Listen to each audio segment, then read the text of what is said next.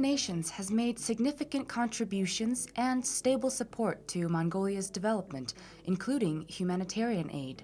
What priority areas and outcomes would you highlight from the development programs implemented in Mongolia? Mongolia is a fascinating country. You have an incredible history and culture, and you have made a significant impact to all of us.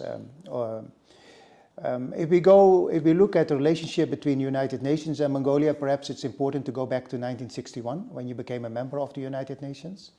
And we were there between the 60s until 1990 to support you in trying to get your healthcare, your education, your agriculture, your livestock development in a better shape.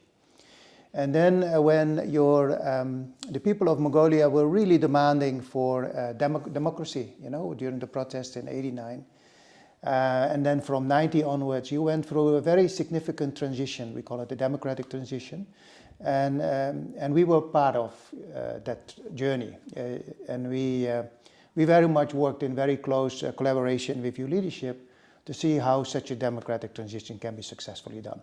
Now here we are today, and clearly it has been very successfully done, and I'm very proud that we had a very good and positive partnership to make that happen.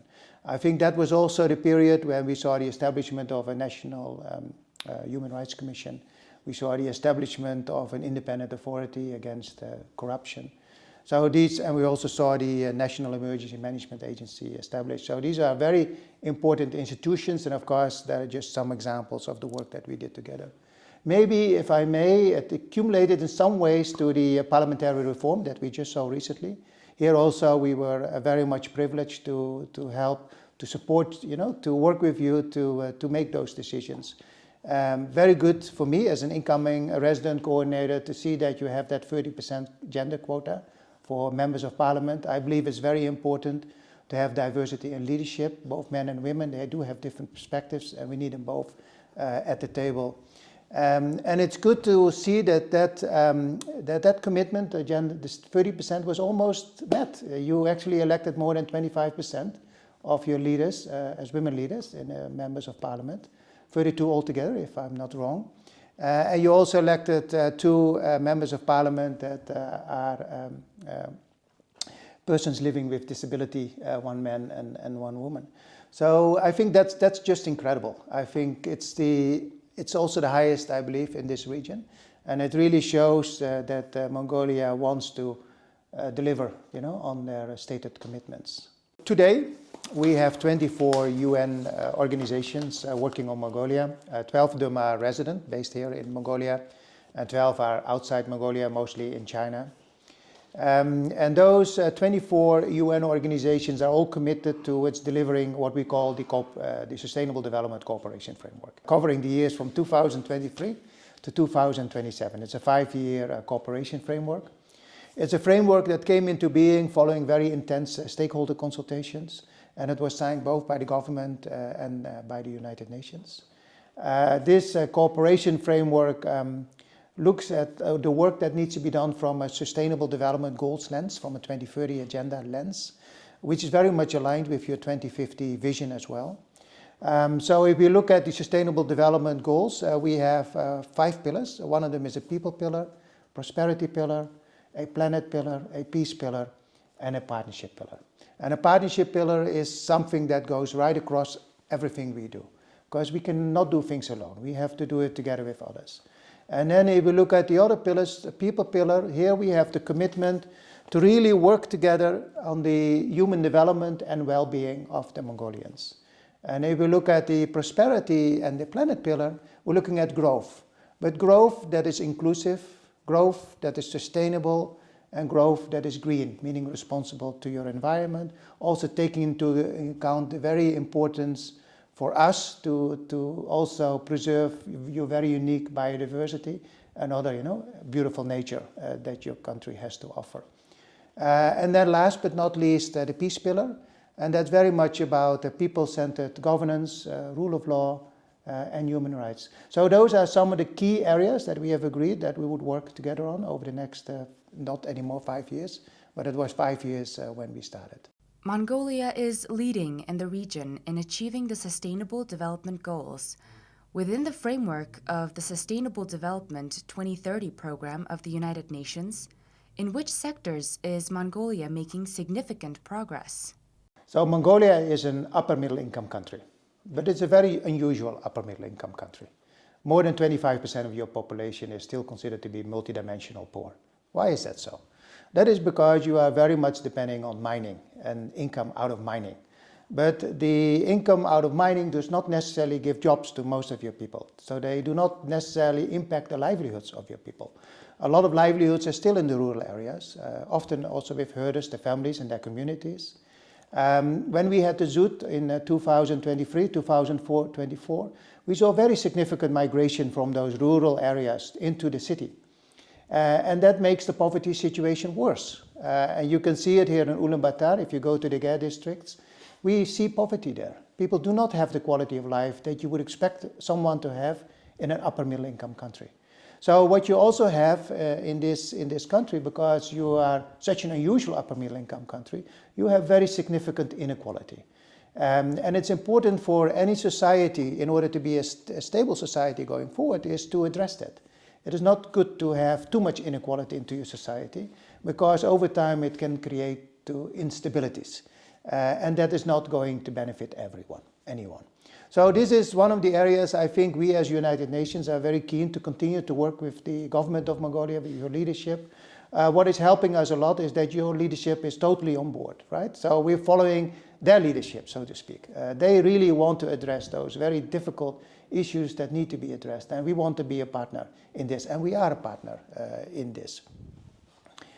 Now, if we look at the rural areas and we look at the herders who are there, the herder families, today, you know, they are very vulnerable to shocks, and they're vulnerable to shocks because they are too dependent on their current livelihoods, the current nomadic way of working. I referred earlier to the importance of regional development. And of course, it's not just regional development, it's also development within the cities, and particularly Ulaanbaatar is a very big city where we have very serious air pollution and also poverty issues in the Gare districts. So we now, as I said perhaps earlier, we are working very closely with partners in improving the health, helping to improve the health conditions of the people, access to health care, better education for the children, also making use of digital means to access education in a blended kind of way. Trying to see where the youth can have the right skills for the markets of today. For women to be supported in establishing small, medium enterprises. Very much advocating the importance of green energy, renewable energy, in order to fight the air pollution that we see today in Ulaanbaatar, but also in some of the other provincial cities. And the air pollution is not a good one. It's actually a killer. So we do see young people, we do see Mongolians having very severe health impacts due to air pollution. So clearly this is something that needs to be solved, and it can be solved if the will is there. The good news is that Mongolia seems to be doing quite well in achieving its sustainable development goals. Perhaps less good news is we still need to work harder to make sure that all our ambitions are met. One of the goals that was actually achieved is the goal related to maternal mortality. That's green. And I think that's a very important goal. I'm very glad that Mongolia has achieved it already. Mongolia is one of the very few countries that has achieved it. I think what is also very good to see here in Mongolia, you have a very strong commitment on education and also on the digital transformation within your education for children, for quality education to reach that most remote child. And we see very good positive progress in it, and we're very happy also to be a partner in that journey. And when we look at health more generally, I think we see very significant improvement. Of course, more work needs to be done. Climate change, climate action, I think the billion trees commitment that you have from your leadership, the commitment to 30% conservation. We have, next year we have the International Year of Rangelands and Pastoralists. It's my understanding that Mongolia played a key role for that year to be named as such. And that will also be the year that Mongolia will be hosting COP17. on desertification. It's the UNCCD COP17 to combat. It's the Convention to combat desertification, and it also shows, by just putting yourself forward as a host, it shows your commitment to really be part of this fight against climate change, to do a proper engagement on both mitigation and adaptation efforts. Of course, when we look at desertification, it's not just climate change, it's also very much how we use land for our livestock and otherwise pastoralists, and certainly degraded land, and then we talk about overgrazing and other issues. But climate change is a very important part of it, and I'm very glad to see that Mongolia has such a strong commitment to be a very productive member of our global community. The 17th Conference of the Parties to the UN Convention to Combat Desertification, or COP17, will be organized next year within the framework of the International Year of Rangelands and Pastoralists at Mongolia's initiative. What is the significance of the conference being held in Mongolia?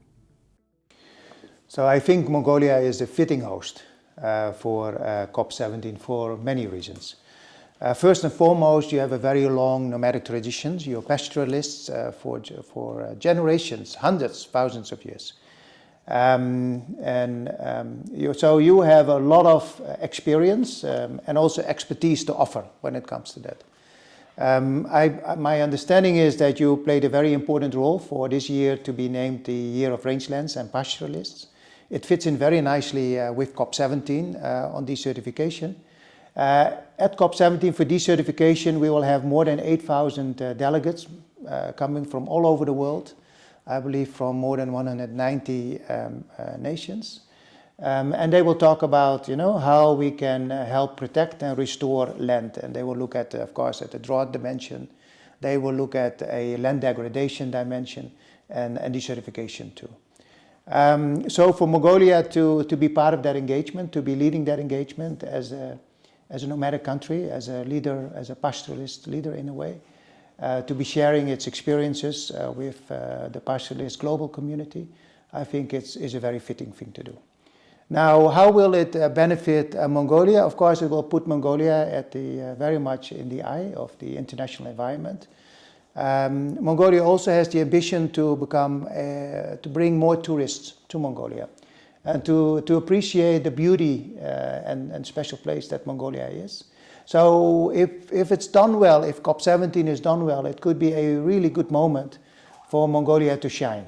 And for many of these delegates who come from all parts of the world to have a feeling like, wow. And they want to share that feeling perhaps when they go back home. So this could have an immediate impact for your businesses, for others, to have additional income coming out of the attendance of delegates here in Mongolia. But perhaps more importantly so, it can really have a very significant positive impact on your tourist economy going forward, but also on how your leadership is being appreciated at the international scene when it comes to fighting drought, land degradation, desertification. Generally, your climate action leadership that you have demonstrated over the last few years to bring that to the international scene.